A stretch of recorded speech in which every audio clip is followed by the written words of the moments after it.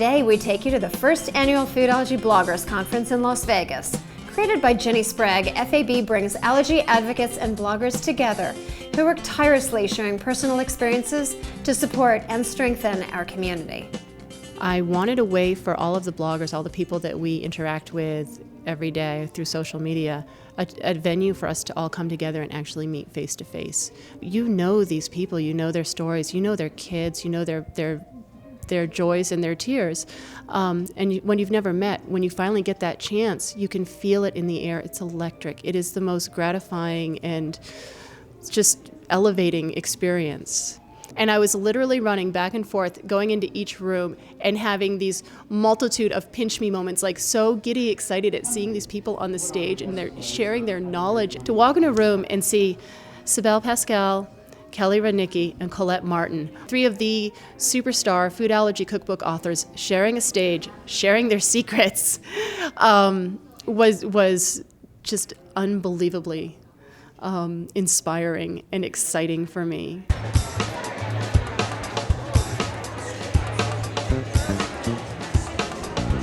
We caught up with author, KFA Medical Advisory Board member, and allergy dad, Dr. Michael Pissner of Allergy Home. He sees the need for medical experts to get involved in social media to create positive impact for our community. I've found, as the dad of a kid with food allergies, it's the most challenging thing for my wife and I has been educating the community at large and passing off the responsibility of caring for him and all the things that go into food allergy management to others.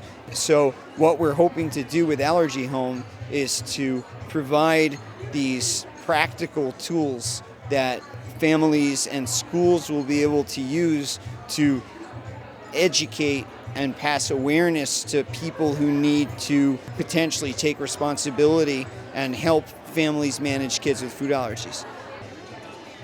But the bloggers are the lifeline of and for the community.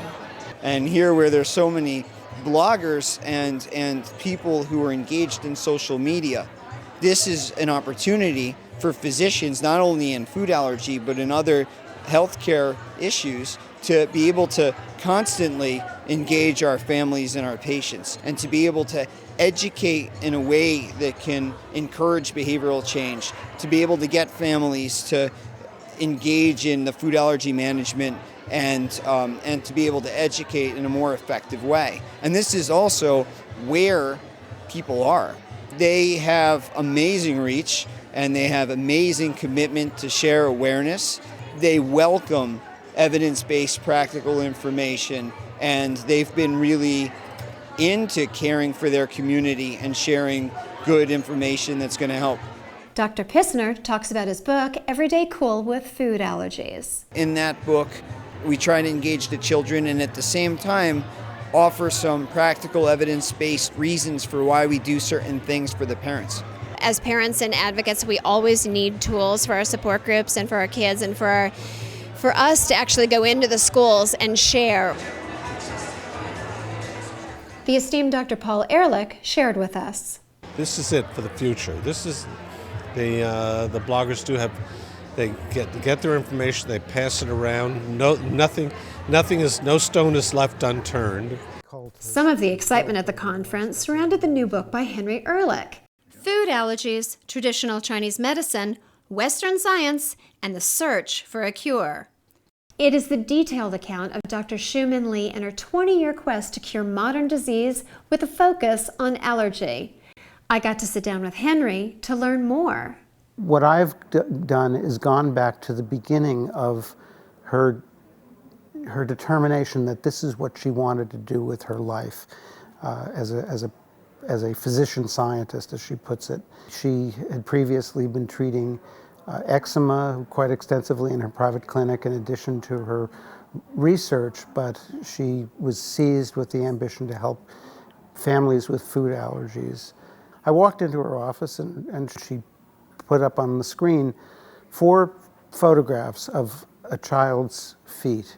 And she said, "This is a little girl who is my patient." And on the left, the first photograph on intake, her feet were just livid with horrible eczema, just spotted minutely and terrible and painful looking. And in the second photograph, there was some improvement. By the third photograph, the feet were almost clear. And by the fourth photograph, not only were the feet clear, but her toenails were painted. For those feet to go from these hated, painful, debilitating appendages to becoming decorative objects was, to me, very, very significant, and I knew that Dr. Li really was onto something.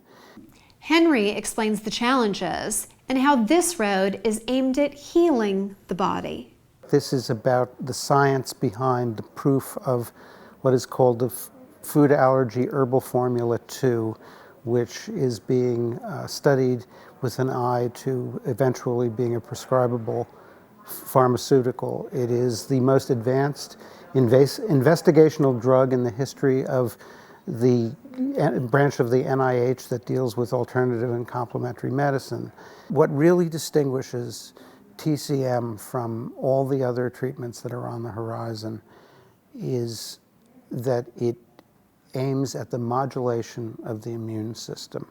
Instead, the food allergies and allergies, broadly speaking, and all autoimmune diseases and so forth are based on the overabundance of activity among the different T helper cells. And when we're talking about food allergies, what you want is a good, healthy Th1 function, and Th1 is really responsible for a tremendous amount of the immune fighting capabilities that we have. And Th2 produces, IgE, which we have all heard about. Th1 is Ig good, and it's IgG, and Th2 is Ig evil. It's not really evil, but it's overabundant in people with bad food allergies. And the difference between immunotherapy and what Dr. Li does is the difference between desensitization, you become non-reactive to something, and that's what immunotherapy does by virtue of reducing the number of the amount of IgE that's attached to these effector cells. But that's not a cure, and I don't want to make promises for Dr. Li, but in theory, what she has done is closer to being a cure than immunotherapy is. There's been a lot of hesitancy, I'm sure, because it's Eastern philosophies and medicine, and we have Western thought and pharma. I'm sure she's struggled a little bit with gaining respect, but yet NIH has had her on their radar for years, and they have worked with her. Yes. Has that been quite an extra challenge? Well, yes, of course it has, in this sense. When she first went to Dr. Sampson and said, I would like to do some research on using TCM to treat food allergies, and he had to think about it for a long time, because Dr. Sampson is a very eminent guy in a position of huge responsibility, and but he knew Xiu Min because they had worked as co-researchers for a long time by then, first at Johns Hopkins and then at Mount Sinai. And so he said, you may do this because we are not close to a cure and we have to try lots of different things, but you must do it with me as a co-researcher because I'm going to make you work for proof. This is a tradition that I'm not familiar with, and I want to make sure that it's working according to what I consider to be the highest standards of immunological science. So that's what happened, and some of the experiments they did 4 or 5 times because they wanted to make sure that it was working. So Dr. Li tries to treat the body as a whole instead of just suppressing allergy. We're very good in this country at infectious diseases and surgery and things like that, specific problems.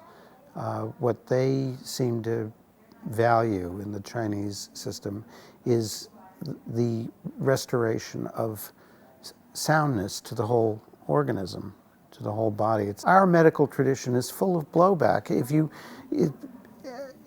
The development of antibiotics was a miracle. It was wonderful when penicillin was developed, but obviously antibiotics have created some problems of their own, one of which is that they very likely contribute to the development of food allergies because they disrupt the microbiota of the digestive system and leave it incapable of properly digesting.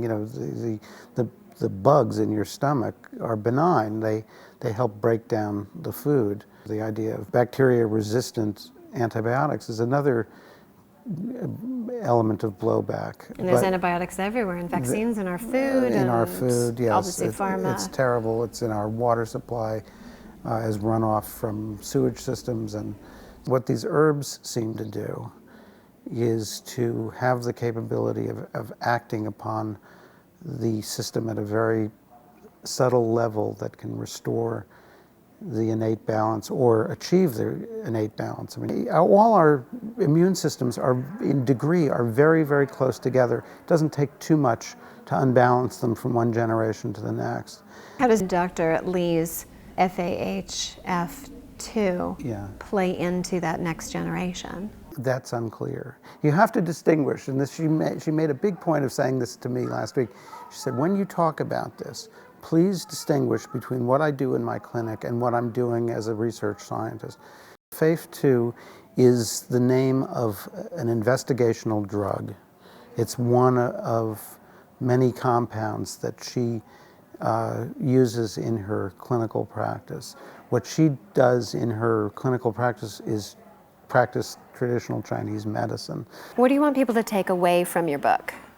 Above all, I want people to come away from this book with an appreciation of her work, of her colleagues' work, of the extraordinary courage that it has taken for Mount Sinai and Dr. Hugh Sampson for getting behind this avenue of research, because these are people who have the best interest of our children, your children, at heart. At the end of the conference, we caught up with Jenny and her event partner, Homa Woodrom. They talk about the vital support the bloggers get from each other. You live your life with a total constant undercurrent of fear and stress every single day, and it doesn't go away. It's constant.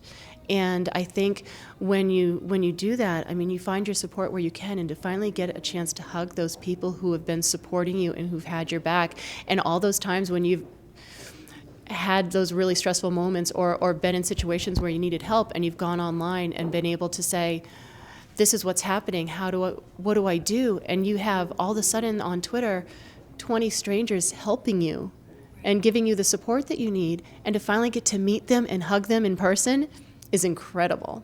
You can feel the energy in the air. The air just hummed with that excitement and that joy. Knowing that you were creating this and seeing the tail end of it, and then watching everybody go away feeling good. It's not corporate, it's not uptight. I don't feel like there are people judging each other here. I feel like they're all open-minded and high-fiving each other for their work. What did you get out of this personally? Well, it's weird because I keep telling people it's very surreal. I'm one of those people, when I'm in the moment, I focus on the task at hand, and so I don't know when I'm going to process it, but I did have a moment in the intro night, and something Jenny and I felt keenly about was, trying not to get emotional, was acknowledging the deaths. And I think that, because that's this looming specter, but I think what's happened with the sort of the mom aspect of food allergies and the parent aspect, and there's fathers too, I can't neglect mentioning them, but we all feel that these are all of our children, and we have to come together. And I think that every time that one of those deaths occur, all of us, like the whole community, we are all in tears. We sit at our computers reading these stories, weeping, because that parent could be us, that child could be ours. We internalize this. And it's just so... It affects us. One death affects all of us. It's all of our kids. We all mourn. So our hearts break every time we hear about them, and that's what drives us to do what we do. That's what pushes us to advocate and to educate. we're all just people. We're all equals. We're just trying to help. We're just trying to do our best. These are ways we cope, you know, and I'm so proud of Jenny. I'm so proud of all the people who left their families. But it's a reminder that, you know, we all can look out for each other and be friends. People need people, right? Well, we gave you a taste of the first Food Allergy Bloggers Conference. We hope to see you at the next one. For more information, you can go to FABlogcon.com. Thank you for joining us today.